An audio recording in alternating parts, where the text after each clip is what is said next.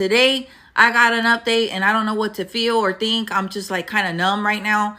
I was told that Rudy Farias is back home with Janie Santana, the mother who claimed that he was missing for all those years. That was Grizzly Hood News with an update on Rudy Farias. And I want to know what you guys think. I'm going to recap the story if you haven't heard of this already, but is he complicit? Is he a victim? A lot of people were sussed out about the story. Is he both? Is this just a case of like one of these really unhealthy relationships between a mother and a son, which I've heard of and seen before? I've heard a lot of people say Stockholm Syndrome. He went missing in 2015, went missing. I think it was 17 at the time. I think he's 25 or 26 now. He's basically a grown adult. Not much anything I don't think police can do. There's no charges. Like, I'm confused right now. I'm like, what's going on? These neighbors are shocked after seeing reports that missing 25-year-old Rudy Farias was found after missing for 8 long years. He used to come in my garage. Some okay, boys. And chill with my cousin, my son, my daughter. She's at work right now, but that boy ain't been missing since he was no. We were chilling, laughing, good time. Some days he go to the park and sit in the park around the corner by himself. She gonna ask me how come I didn't tell nobody before now that he was missing. First of all, I just moved back to Houston. Oh. But y'all, his whole family didn't know for 8 years that he was missing. No, Keisha. Oh. So she's trying to say, oh, you're coming over here putting it on me, but how about y'all? You're the guys of the family. Coming on me and shit. Yeah, y'all the family. Y'all 8 years. At his mama house. How can you not know that Keisha, somebody that's supposed to be missing 8 years was home this whole time? Police now say Farias was never actually missing and that he and his mom have been lying to officials for many years. 1 week after Rudy was found, police say that he and his mother deceived them and the community into believing that he had vanished. Police say he was at home with her for nearly the entire time, returning home shortly after he was reported missing back in 2015. When police would come by their home, they would give officers fake names and even birthdays. For 8 long years, Rudy Farias says his mother brainwashed him, convincing him that he'd get in trouble if he didn't go along with her nearly decade lie about being missing. And after all that time, he says he's ready to say what really happened. Tell us about what it was like living there. Were you allowed to leave the room? Was she holding you there against your will? She never locked me in or, handcuffed me or anything like that. I had free will to leave. It just felt like brainwashing, honestly. It just kept confusing me, just the way, she would manipulate me into saying, oh, you're gonna get arrested. She locked me in there pretty much mentally, just that she was my only parent. She was the only person I ever really had besides my brother. So when I lost my brother, I didn't have anybody to teach me how to live, how to have confidence or trust in myself. His father was an HPD officer who took his own life in 2014, but they never had a close relationship. His half-brother, who he says was the glue to his family, died in a motorcycle accident in 2011. He says he's been kept in isolation even when family members came over. It's like I lived in prison. It's like I lived in a jail my whole life. I just wanted to be free. I wanted to have my own job. I just wanted to live my life. Activist Quanell X made serious allegations last week, saying Farias told him and HPD investigators that his mother did him. Farias says his words got twisted. He says while mother-son boundaries were crossed, he was not. I don't know. I used to have to sleep in her bed sometimes. I don't remember why. Boundaries she would push or make me uncomfortable, and I would say stop, and she'd be like, well, why? What did I do? I didn't do anything wrong, and then I would just be like, okay.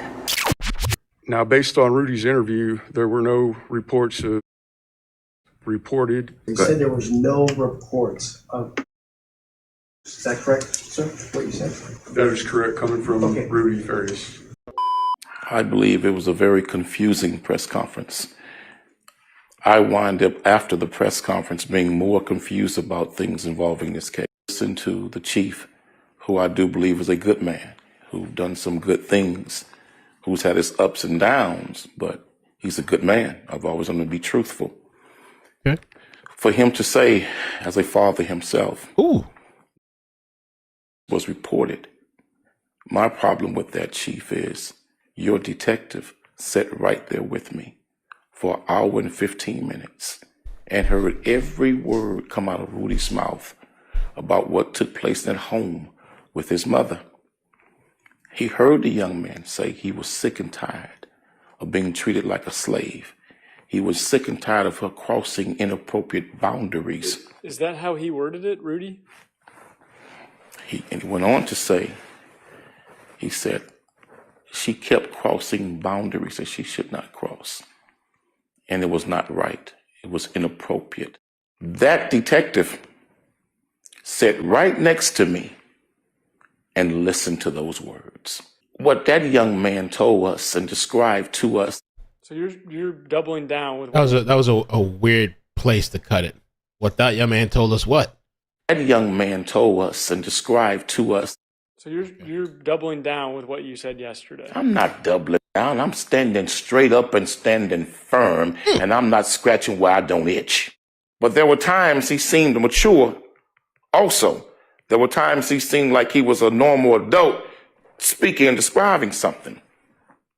This BS about him being nonverbal, the man is not nonverbal. Quano setting it straight, because that was a big point of contention. I know we had a call about that, and people were kind of going back and forth. Mama put that out, the whole nonverbal-ish. Okay? And I know there was a lot of talk to, because I guess some people had said that Grizzy at one point had said that he had limited speech, but then I also heard her say more recently that he's articulate. So, I mean, maybe both can be true. You know, maybe he's just not great at communicating. I'm not sure. He's very articulate. So we went in and stepped out. We were standing at the door with the door cracked. She starts badgering him about, what did you tell him? What did you tell him? If you tell him about what I did, if you tell him about the abuse, I'll kill myself. Bruh. That's what she said, and several of us standing at the door heard her say it to him. We heard her tell that boy, several of us, that if he didn't change his story, she would kill herself.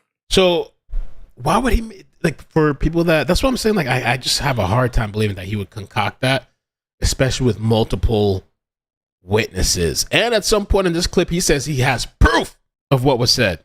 And that's what I was talking about last night. I was like, damn, did this guy bring a little recorder in there? Maybe. He's experienced. He's been doing this for years, dealing with cops for years. Did he have a little recording device in there, record the conversation? Kind of gangster if he did. I'm not scratching where I don't itch. I never heard that before, too. I'm not scratching where I itch. Or where is it? Or I'm not scratching where I don't itch.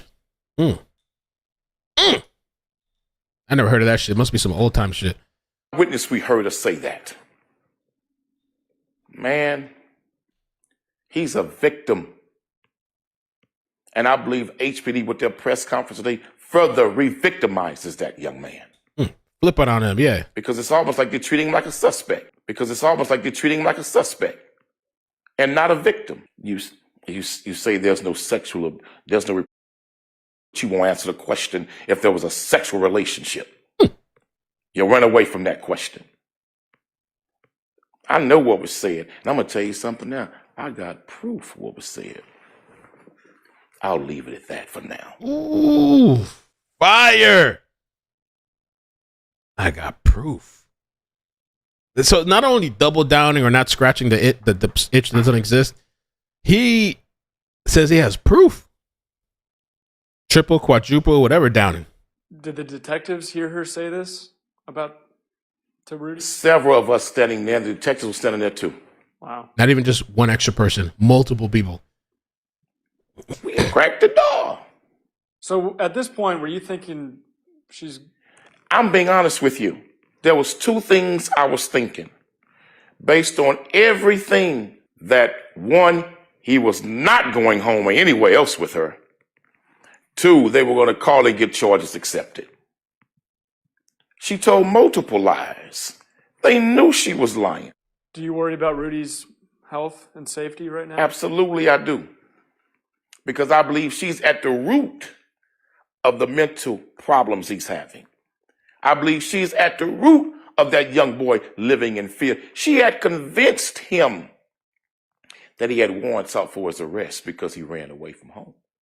She had convinced him to live under the assumed name because law enforcement was looking to put him in jail for running away from home. She convinced that young boy that he had warrants for his arrest, and that's how she manipulated him and exploited him and took advantage of him.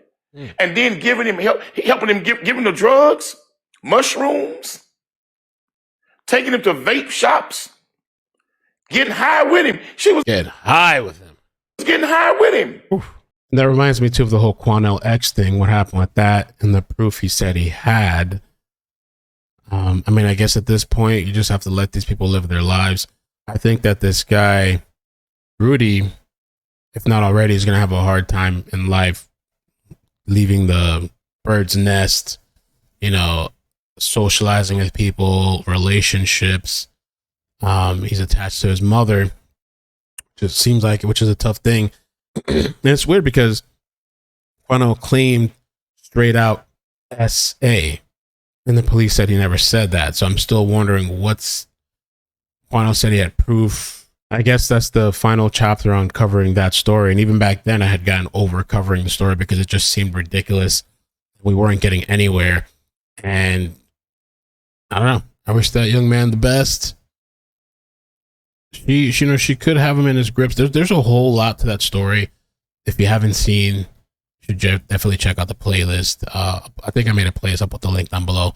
But thank you guys so much for watching. Take care. Love you and peace. Bye.